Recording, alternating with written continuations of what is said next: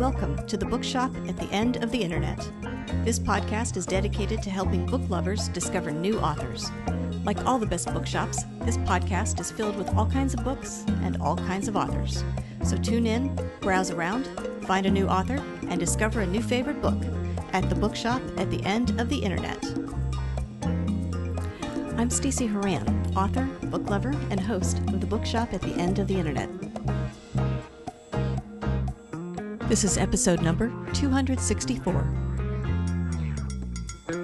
For more information about this or any of our episodes, go to my website, staceyhoran.com. If you enjoy the podcast, leave us a review, like us on social media, and share us with your friends, family, and fellow readers.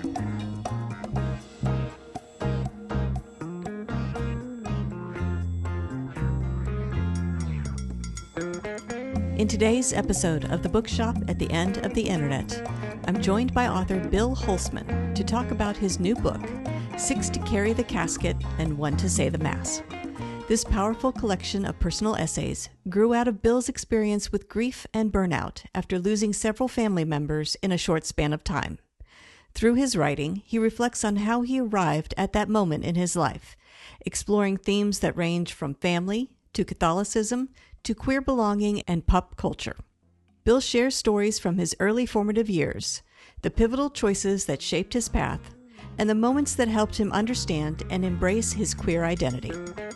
In this episode, I'll chat with Bill about his writing journey, the influences he calls raindrops in a desert, and the meaning behind the book's striking title, 6 to Carry the Casket and 1 to Say the Mass, as well as a few other things. Coming up.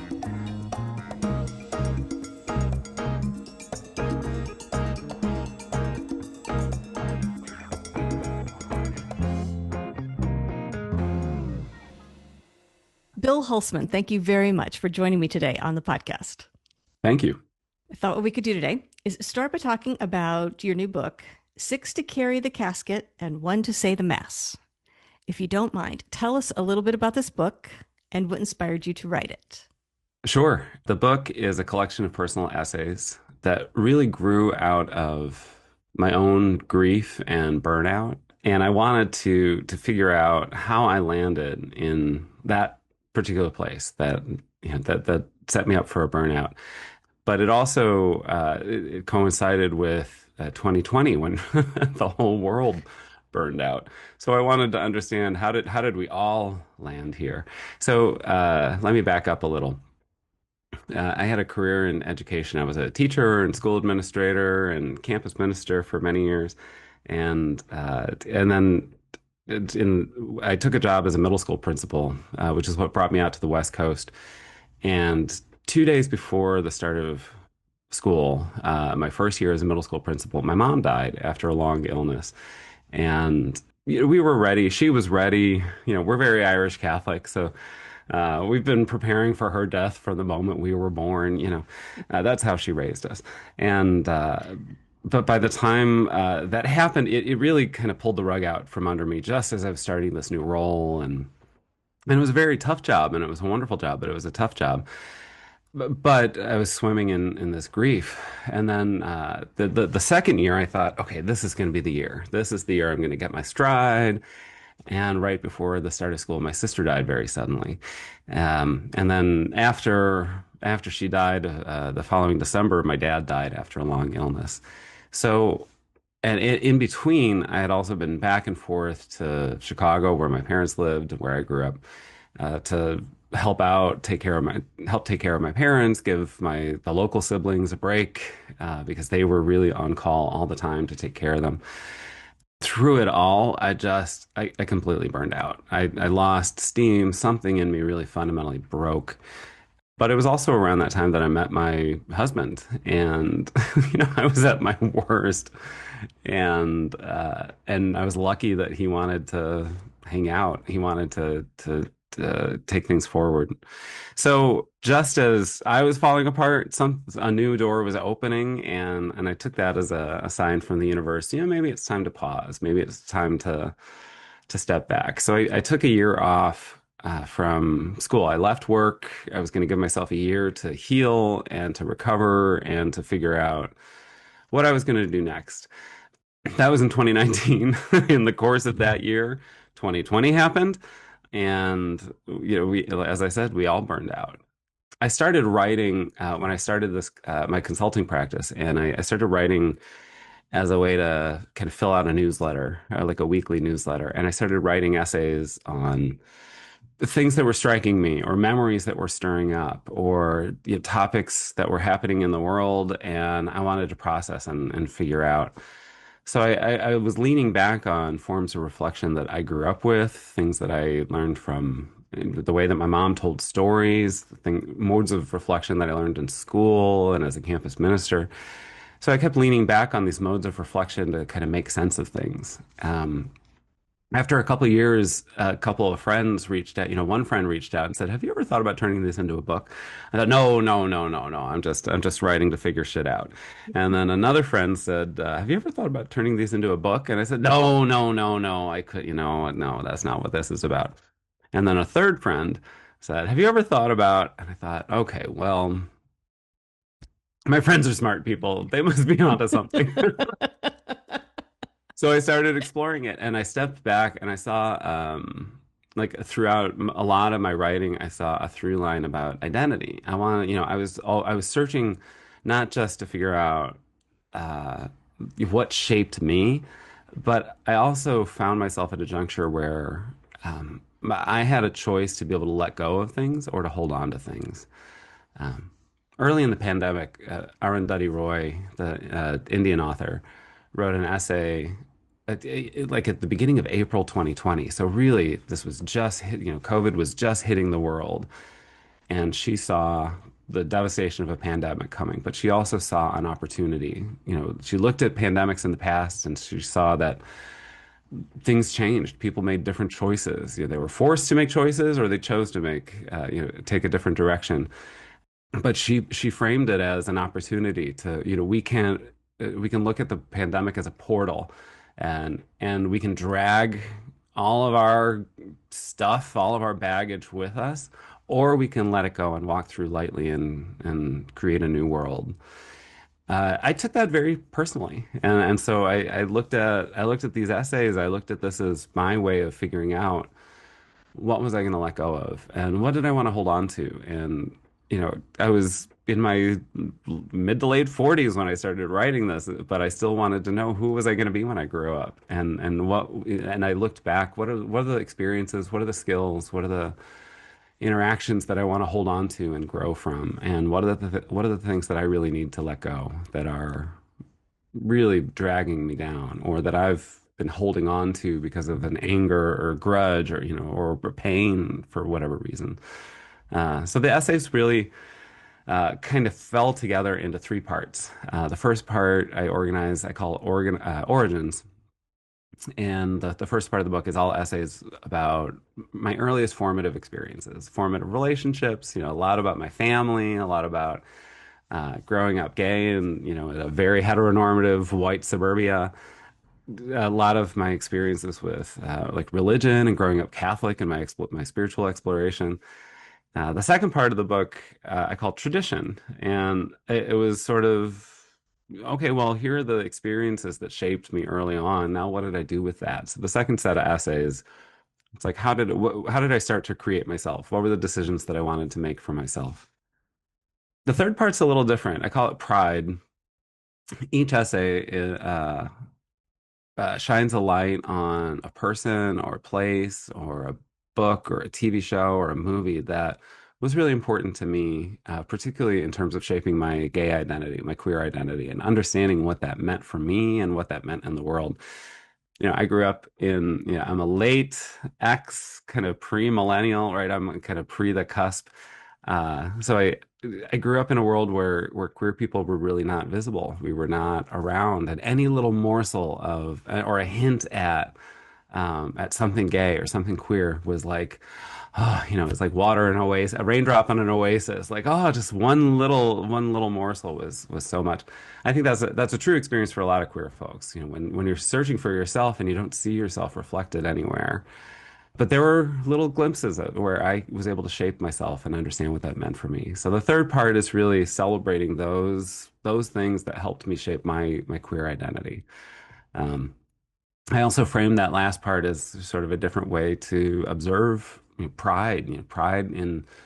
I remember in 2019 and 2020. 2019 was the 50th anniversary of the Stonewall Rebellion in the Stonewall riots in New York, which is treated as sort of the match that lit the fire on the LGBTQ rights movement of the late 20th century and today. But when you walked into a mall in 2019, everything was kind of it's like a unicorn exploded. Everything was rainbow wash. Every corporation was trying to say like we're gay friendly, come shop, spend your money here. But it felt like a marketing campaign. It didn't feel particularly celebratory to me. And in 2020, that was amidst everything else that was going on in the world, that was the 50th anniversary of the first Pride March. And again, corporations were stepping up and taking over Pride. And I thought, okay, this doesn't make me feel proud. That's not what it's about. So I started looking for a different way to observe Pride. And I started putting time aside every day in June, which is Pride Month, and thinking about something that was really formative for me. And that's how these essays started. I started thinking about, who are the big singers that I always latched on to? Ethel Merman, Judy Garland, Barbra Streisand, the Belters. That taught me something. So there's a whole chapter about the Belters. There's another chapter about nuns, because nuns were really formative in my growing up, not only in me understanding how to be a person and how to be Catholic, but also how to be gay. Like they were one of the first. My aunt is a nun. I have great aunts who are nuns. They were the first example of a chosen family that I ever encountered. And so things like that, like everything from Madonna and the Golden Girls to Noel Coward and some books like The Front Runner and The Beautiful Room is Empty. All these little things that I got. I was so lucky that they landed on my path, and they helped me shape who I wanted to be. And those are things that I still want to hold on to. I still want to I want to keep coming back to those things as touchstones. Right, this is the person that I want. This is the direction I want to go. I'm still learning from this experience. So that's what the book's about. Yeah, it's all figuring out, who am I and how did I get here and how do I want to shape myself moving forward. And now that you've written all these and compiled them in one place, because as you said, you were sort of writing these essays piecemeal without the goal Mhm. of stitching them all together. But now Yeah. that you have, do you find in them answers to questions you may have had or revelations to things you were seeking? Or do you find you have now more questions you feel you need answers to? I'm Mm. always curious when people engage in any sort of art that's self-reflective. Does it answer those questions or does it just create more? Yes. All right. I think I mean, the great guidance of improv theater is the right answer here. Yes, and yes, I got so many answers, particularly stepping back in the editing process when I was working with my editor, Daniel Harvey, and putting the essays in sequence and then starting to see what are the patterns that are coming up. And yeah, I had a lot of answers about lingering concerns, lingering fears. I think especially understanding where did that insecurity come from, or where did that passion come from. I do an essay on, I call it Gershwin, and it's about playing the piano and growing up playing the piano and how that was such a safe space for me as a kid, as a lonely kid. That was just a haven for me. And my relationship with my piano teacher was very special. And um, but I realized that I had kind of buried parts of myself in pieces of music, And years later, when I was, the quarantine hit, and I thought it was time to learn how to play the piano again because I've got a lot of time on my hands. So I got a piano and tried to get my technique back, but in the process, I was also touching base with, reconnecting with my 17-year-old self, with my 14-year-old self, with my 11-year-old self. That, whether it was muscle memory or something else that was happening there, yeah, I was understanding. Oh, that's what I was feeling like then, and that's why I stored myself in this music, and here I am releasing that or freeing it, or so there was something really healing and really energizing, that way. On the other hand, it opened doors to things that I didn't expect to see. For example, I write a fair amount about my parents drinking. Both my parents were alcoholics, and I write an essay about each of my parents at the end of the first section. The one is called "Questions and Answers" about my dad, and the title of the book is taken from the essay about my mom, "Six to Carry the Casket and One to Say the Mass." But their my relationship with them was very directly impacted by alcohol.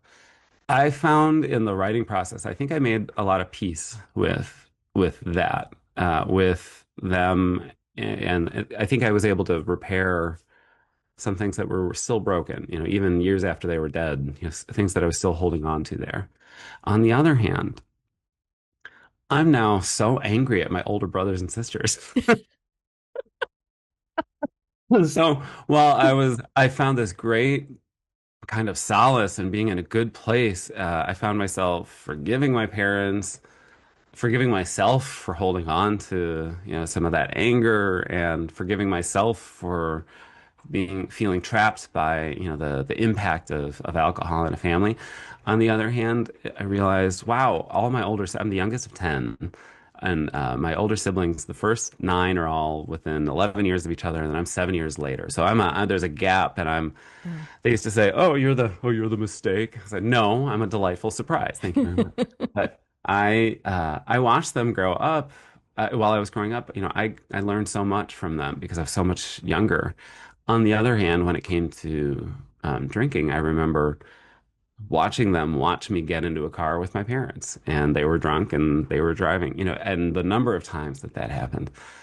So, as much as I was able to kind of close a chapter with my anger with my parents, it opened up a whole new, I wouldn't say rage. I'm not a rageful person, but it opened up a whole lot of anger that I'm still working with my siblings in that scenario. More essays, another book possibly Maybe next. might have to do a little therapy first. Well, let's go through each of the sections as you Hmm. mentioned. So, in the origin sections, you were talking about things that were important to you in your sort of formative years. When you were writing, any surprises as you went back and you edited and read the essays? Were you surprised by any of them, any of the words you put on the page to Mm. describe these things that impacted you so early? Mm.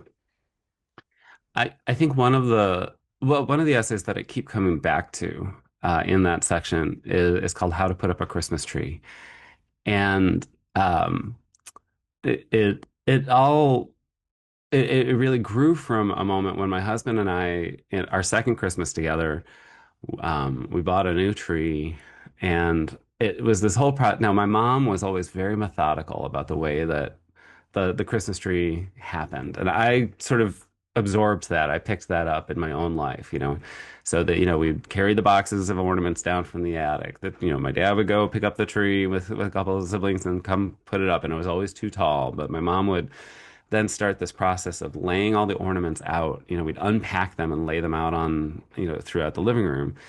And as they were being unpacked, my mom would say, "Oh, that's from so and so. Oh, so and so made that one, or that was a gift from, or I can't believe we still have that one. Oh, that lost a toe 5 decades ago, whatever." Um, but there were stories attached to every one of them. And it was a really casual way of kind of invoking family history. And then once everything was up on the tree, it was like, oh, well, it's like a big family portrait in a different kind of form. And I always thought that was really interesting. But when my husband and I were doing it, and we had very different approaches to, he was like, well, should we like pick a color of ornaments? So I was like, oh no, God, they all go on the tree. What are you talking about picking a theme? Uh, so that process of starting this new tradition, together in our home, it stirred up so much, and I started writing really out of that. And I think what was surprising for me about when I went back and particularly when I went back and read it in the context of more of these essays. It's very unusual because it's kind of stream of consciousness, but it's also, it's how to put up a Christmas tree in 5 steps, right? But the 5 steps are clearly me just being a Virgo trying to impose order over chaos because it really is, it was stream of consciousness. And I was, I was kind of surprised. Like, I didn't know I could write like that. That's really interesting. Like, you remember in high school English classes being introduced to stream of consciousness, and I don't know. I think I tried to make it through the Love Song of J. Alfred Prufrock, in an English course or something. And I thought, how do people write like this? I don't get it. And then just sitting and contemplating a Christmas tree, and you think about everything that comes up, and I wanted to capture everything nothing was more important than anything else. It was all up and swirling. So what do I do with that? I try to impose some order over it. So I was really delighted by it felt like such a I'm comfortable in short essays, but I'm not necessarily a creative writer. I'm not a fiction writer. I don't play with like lots of different forms. I was really excited to see that another form sort of popped up to be able to or for to let me make some meaning out of this in a different way. Yeah. Interesting. Well, let's talk about the second section. You just talked about tradition. That was the title of the second Mm-hmm. one. And you were mentioning that you took what you had learned, what you had experienced, and then these essays were about how you dealt with it, decisions you made. Again, I'm curious, as you went back through those essays, were there times when you found yourself writing about things where you wish you had done things differently, or conversely, where you were Mm. proud of having either assimilated something positive or learned from something negative and spun it in a way that was healthier, let's say? Yeah, yeah. There's uh, I have 2 back-to-back essays that deal with my experience of being gay in schools. The first is controversy, where I reflect on my experience of being in an all-boys Catholic high school and my first day of high school. I was like, oh, I think I'm going to come out, and then I got to high school and I was like, oh no, maybe not. This is not safe. But so controversy sort of responds to that experience of being called out, being mocked, being bullied for being gay. The chapter that follows it is called Dan Savage Ruined My Life, and that really that talks about my career in education in Catholic schools in particular, and why I stayed in Catholic schools for so long and why I left. So, I had worked as a religion teacher, campus minister, administrator in Catholic schools. I loved Catholic schools. I worked in independent Catholic schools. I worked in particularly in girls' schools, and it was the schools that I worked with had a very inclusive mission, and so even though I was gay, like it was a safe place, as safe as it could be for a Catholic environment. But it was wonderful, and I saw my whole career ahead of me in Catholic education, and I really took that as that was my opportunity to move the needle in how my students at least saw the church. The church wasn't the big fancy stuff controlled by a bunch of white men in Rome. It was us here in this room. This is what church is. That's what I grew up with, and that's what I wanted to communicate to my students. That if nothing else, they had a gay campus minister, and that was middle finger to the patriarchy. So if nothing else, there was that. Then I went to a conference and heard Dan Savage speak in, I think it was 2012, and he was speaking at the National Association of Independent Schools about um, about the It Gets Better project. So Dan Savage is a columnist and writer. He talks about sex and relationships, and has been doing this for decades. He's wonderful. And he and his husband Terry started the It Gets Better project in response to a spike in suicides by queer teenagers. And the goal was through YouTube, get the message to kids. It gets better. Hold on. We can't get you yet, but we can get to you on your screen and we can send you the message. And he told the story about how they thought maybe they'd get 100 videos from recognizable people who would want to send a message. And by the end of a week, they had like 1,000, and they kept coming and coming. So he talked about the wild success of the It Gets Better project, and everybody in the room, all these teachers are so excited because it's oh yes, this is what we want to do. This is how we want to support our students. Like what can we learn? Well, somebody got up and asked a question in the Q&A and said they were asking a question on behalf of somebody else who couldn't even get up in that environment to ask a question without risking her job. And everyone in the room was like, "Oh, can you believe it?" Except for those of us who worked in religious schools and we were like, "Oh yeah, do we know each other?" So she asked the questions. She said, I'm a queer person. I work in this conservative religious school, and I want to send a message to my students that they're safe. So I want to be there so that they know someone like them is in the building and watching out for them. What advice do you have for someone like me? And he took a second, he cocked his head, and he said, "You're not going to like my response." And everyone just kind of went, "Er?" He said, "My advice is to get your resume in order because you think that your presence there is communicating, safety and that I've got your back. But what you're really saying is it's okay to leave part of yourself at the door on the way into work." And I had never seen it that way. I never saw myself as an educator that way. It in a split second completely destroyed my self-understanding as an educator, as a Catholic, as a person. And it hit me. It hit me like a punch to the gut, and I just burst into tears. And my boss was sitting next to me, and she gently grabbed my arm and said, "We're going to talk about this later." I said, "Yeah, we're going to talk about this later." And that set the path for me. It opened the door to a lot of discernment for me and a lot of uh, figuring out, have I been complicit with an unjust institution? What message have I been sending to my students over the years?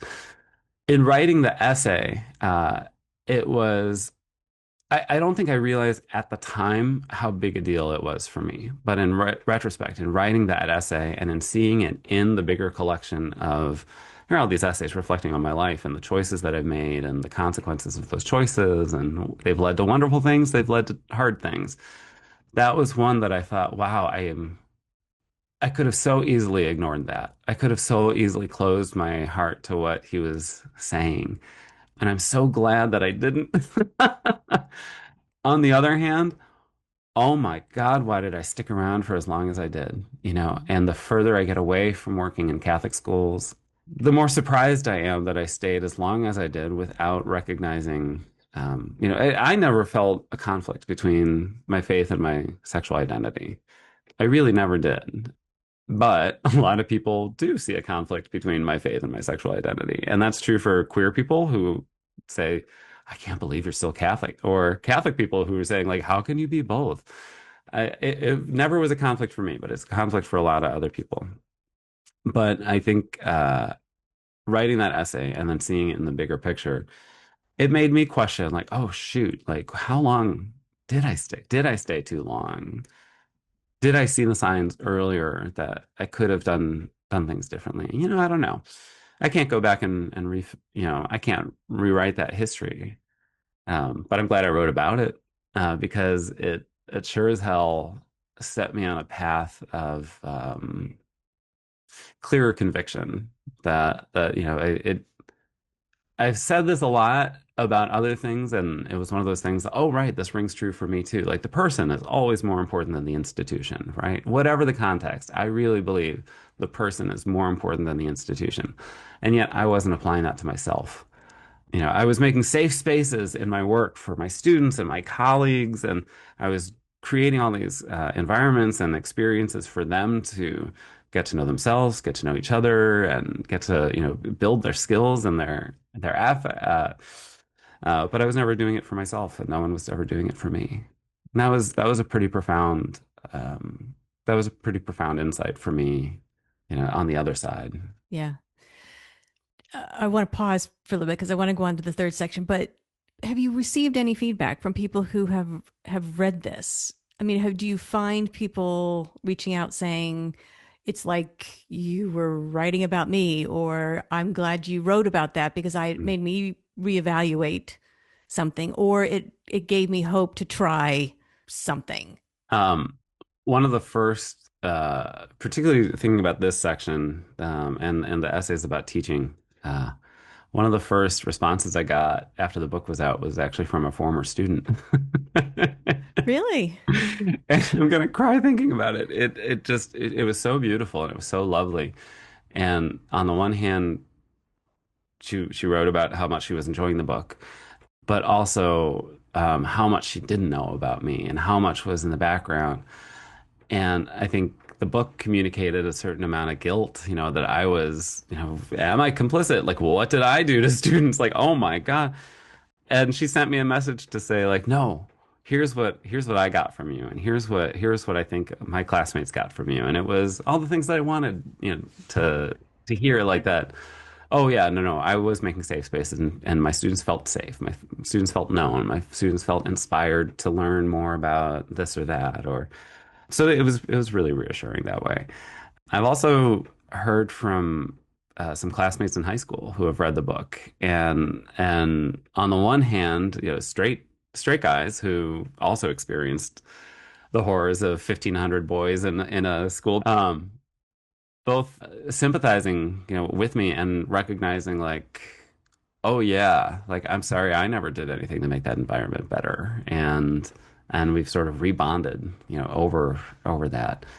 So I think that, those are two very personal reactions. But, in terms of folks who I don't know who have read the book, the things that I'm hearing back are, yeah, that I'm tapping into very familiar experiences, but they've never seen it quite through this lens, or they've never thought to take a step back and look at it in this context and to think about how those experiences didn't just happen, but they keep happening for us, right? And we held on to a memory and it keeps impacting us. So what do we do with it? And so what do we do with that memory? And that's the vibe that I'm getting from folks is that they're returning to their own memories and thinking, okay, well, what should I do with this memory now? Like Yeah. how could I use this differently, or how could I grow from this differently? Yeah. I'm curious your reaction to those responses, because as I hear you talking about it, my sense is, well, there must be some comfort in knowing other people have gone through something similar or experienced something similar, and it reinforces that idea that we are not alone, even though we think Hmm. we are. And also, there must be some level of encouragement, right? You're changing the world one essay at a time, or you're getting Mm. people to think about things differently, or reflect, or evaluate, or consider how they can be better humans going forward. Mm. But what is your initial reaction when you open that up and you open an email or you receive feedback? Is Mm. it are you nervous about it? Are you excited about it? Like, Mm. what is that feeling?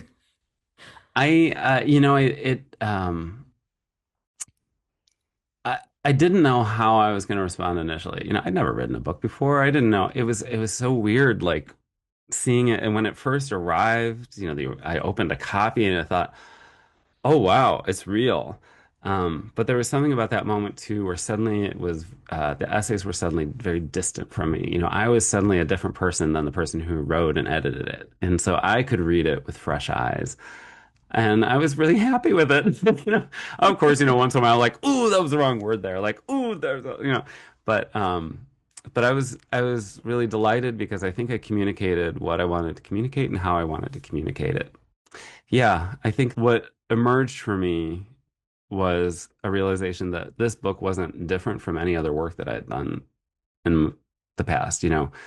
I've been a teacher. I've had lots of different roles within school communities, as a teacher, campus minister, facilitator. Now I'm, yeah, and as an administrator, and now I'm a ritual designer, and I have an independent practice. And most of my work is weddings, and everything I do is sort of the same thing. This book fits into all that too. Um, I'm a very reflective person. I think reflection is a skill that is deeply underdeveloped. And so I bring that to everything I do. It drove my teaching. It drove dialogue as a form of reflection. If we're able to keep talking and iterating and playing with an idea, teasing it out until something rings true or something hits us, or holds up a mirror to us or opens a window for us. That's very exciting to me. And that was true in my teaching. I approached teaching that way. I approached leading in school communities that way. And now I approach ritual design the same way. I work with couples to design their wedding ceremonies. And it starts with reflection to understand what's important to them and how do we create an experience that grows out of those values, that grows out of those convictions. It helped me see, when I was suddenly distant from the book, I saw the book that way too, that it was, oh, well, I thought I was doing something totally different, and it actually doesn't feel that different. It's just a different medium, but Right. it's the same effort on my part to understand what's going on and how to make meaning and move forward, with that. Yeah. Well, let's turn that reflection to that last part Mm, of the book. It was interesting when earlier on, when you were talking about your essay about nuns being your first experience with found family. I don't know that I've ever heard it phrased that way. So I mean, it certainly gives me pause to kind mm, of look at nuns differently because I grew up Catholic and I didn't go to Catholic school, but we went to CCD classes mhm, and all that stuff. So, and I don't know that I necessarily considered that or mm, thought about them that way as a found family. I certainly would hope that that's how they would view it. It mhm. certainly seems nice that they would. But reflecting on some of the other influences, I'm I'm curious if you can give us some insight into some of your favorites, things that through different phases of your life meant something to you. Like Mm, you said, these raindrops in a desert. yeah. I mean, early in my life, Madonna, it was an important figure for me. I think I think I was in fourth grade, and I remember coming home and seeing, there was like a 1 hour music video uh, program on like a local channel. It was before the wild expansions of MTV and VH1 and all that. But local stations were trying to get in on the new music video trend, and so Channel 44 had a music video hour after school, and I remember seeing, I think it was Madonna's "Open Your Heart" video, and something in my little 11-year-old heart saw Madonna on screen and just knew that's my girl. Oh my God, that's my girl.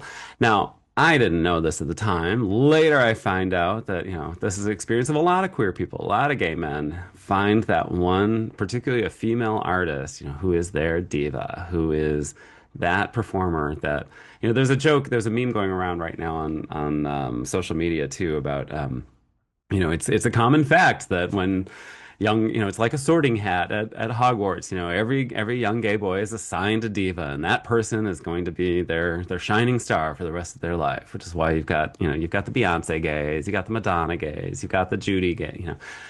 But that moment for me, it was like, oh wow, Madonna is my girl. And I was kind of a secret Madonna fan for a long time until I got to grad school. I was in the master's program, and I was taking a course on the intersection of eroticism and mysticism. And for my independent research, I focused on Madonna's Ray of Light album, which had just come out a year before that, I think, at that point, and which itself was a innovative collaboration. It was sort of a blend of dance music, electronica, and explicit spirituality. She was in her Hindu phase and about to enter her Kabbalah phase, but a lot of that was feeding the album, was really informing the total album. And so I took that as an opportunity to do research, and I did a semester's worth of research on Madonna, and I went in, I dove deep into these articles and books and essays. There were all these scholars who called themselves Madonna studies because there wasn't a proper department that could tackle everything that she was doing. It was anthropologists and theologians and sociologists and psychologists and queer theorists and feminist theorists, and nobody knew what to do with Madonna because she was breaking all the molds. And I thought, oh my God, I've loved this performer for so long, and now I understand why.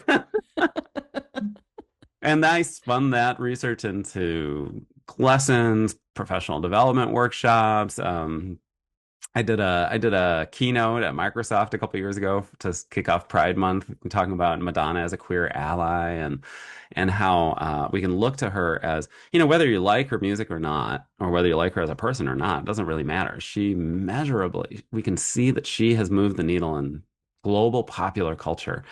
And I wanted to understand how. How did she do that? And that means if she can do it, any one of us can do it. And so for me, Madonna has, early on been that kind of beacon that I looked to as a kid of like, well, she's Catholic and she's a badass. So maybe I can follow in that route. I didn't know it was going to take me to a scholarship route and getting, further and further obsessed with her. But Madonna is definitely one that early on and then throughout my life has been an important presence. The nuns I of course talked about. I'm looking at my chapter list to think about. I mean, every one of these stories like kicks in at different phases of life and helped me understand myself at that point. I talk about two clubs. One is called Man Ray in Cambridge, Massachusetts, and another called Berlin in Chicago.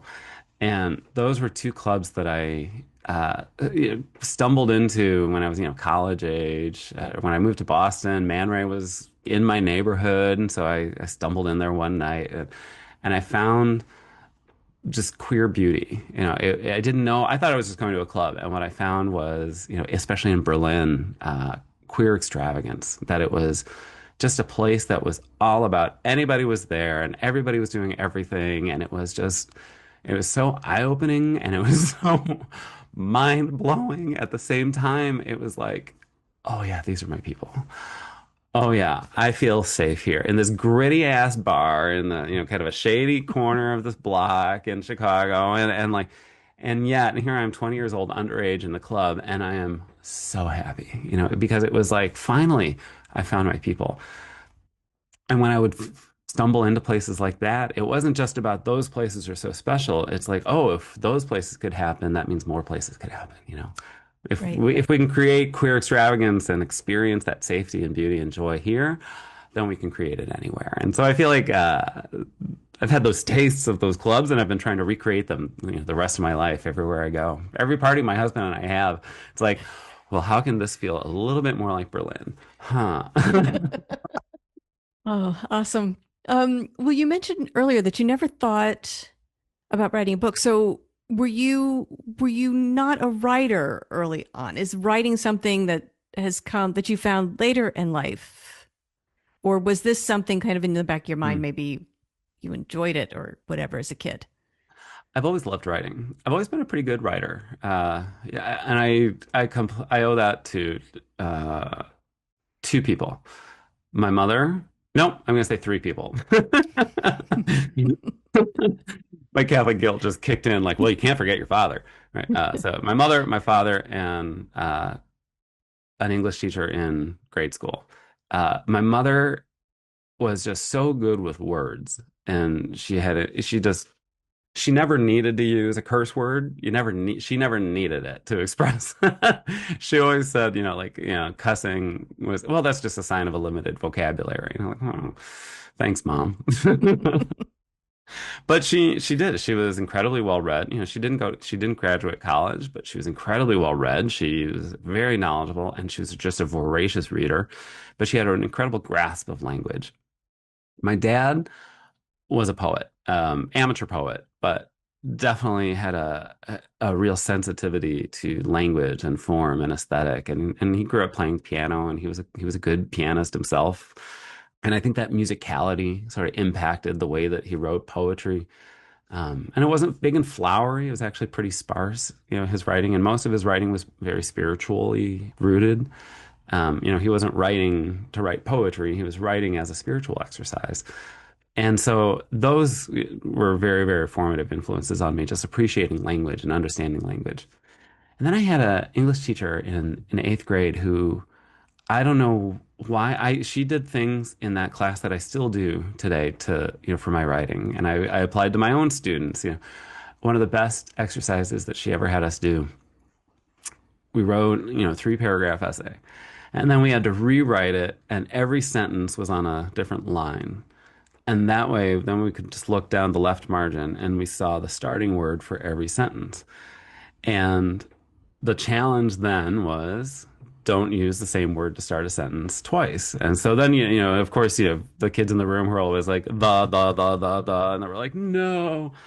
I loved that exercise because then I started writing thinking like, nope, don't start with that. Don't start with that. So it made me be more conscious about the how as much as the what of writing, and that's just little things like that. I thought she gave such excellent guidance that really stayed with me. She was a better writing teacher than I got in high school, in college, and graduate school. But for me, the form of writing that always felt most natural was short essay. I'm not interested in long tomes. I'm not a scholarly writer anymore. That's not, I got kind of bored with that kind of writing.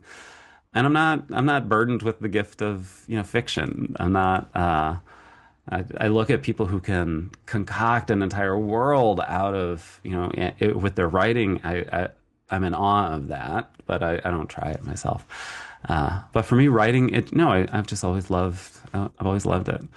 I used to send my papers home to my mom in college and grad school. Well, here's what I'm working on, and I was studying theology and philosophy, and her response was typically, "Well, you write beautifully, but I don't understand what you're saying," which was her a little bit of a way of kind of being humble, of like, "Well, these are highfalutin." That was also her way of saying like, "All these highfalutin ideas you're playing with, like, great, you'll get through that." Like, but you write beautifully. Well, are you working on more essays? Is this something you continue to do, or is that, have, have you had enough of that? No, I continue to write because I'm still trying to figure myself out. And it really genuinely is, this is just the way that I make sense of life. And, I was fortunate, during quarantine days, remember not so long ago, where we had so much time and we had to figure out what to do with it. And I got myself into the habit of writing as a way to use that time well, but also it just it kind of generated this engine that just keeps going, keeps humming along, and I'm hungry to keep writing. Yes, so sometimes I'll publish things on my blog or put out in a newsletter.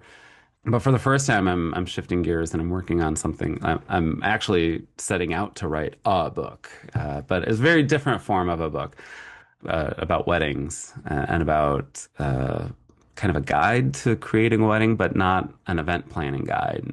It's more of a it's going to be my opening salvo in my one-person war against the wedding industrial complex, and so I want to give people a different starting point to designing a wedding that is really authentic to them and not just invoking old traditions that carry along with them a lot of misogyny, a lot of racism, heteronormativity. How do you create a meaningful and powerful moment without all the baggage that comes with it? Yeah. Right, right. Yeah. So this is the first time that I'm setting out, but even then, it's hard for me to set out and say, oh, I'm writing a book. I'm still approaching it in short essays that sort of fit together, and I think all the pieces will fall into place, and I'll see the bigger book emerge Right, that way. right.